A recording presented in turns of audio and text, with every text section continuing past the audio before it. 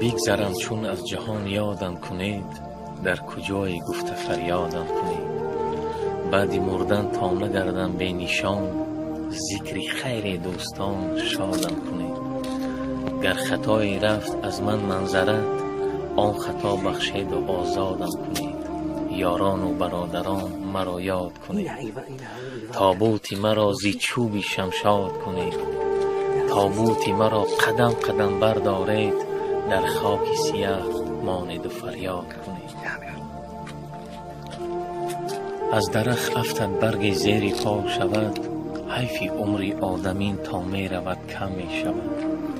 حیفی عمری آدمین اول بهار آخر خزان، حیفک نامی عزیزم از جهان گم می شود. دانه گندم بیفتید در زمین نان می شود، تلخی جان کندنم از مال مردم می شود.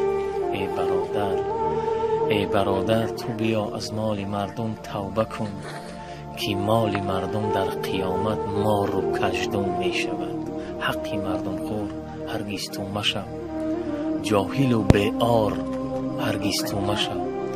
آب در شیرت نکن بحری فروش، که از مزارت نعره ها آید به گوش.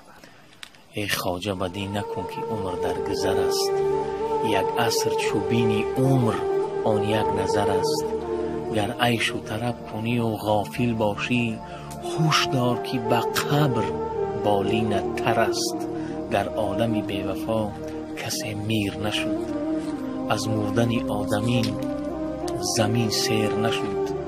کس نیست سخن برد بر استاد اجل، مردن که حق است ولی جهان پیر نشد. ای خواجه بدی نکن که عمر در گذر است، زیرا مرگ من معلوم اما مردنم معلوم نیست. مومنم اما ایمان بردنم معلوم نیست. در قیامت راه دارم نام او گویم سیرات، من نمیدانم به آنجا رفتنم معلوم نیست. راهی پرشور و خطر نادیده بگشادم سفر، در سواری اسب چوبین رفتنم معلوم نیست. در درونی گوری تاریک هست آنجا لحد، یا به مینت یا به راحت خفتنم معلوم نیست. گر خدا را بنده ای یک روز آخر رونده ای، به نماز و به روزه در قیامت تو شرمنده.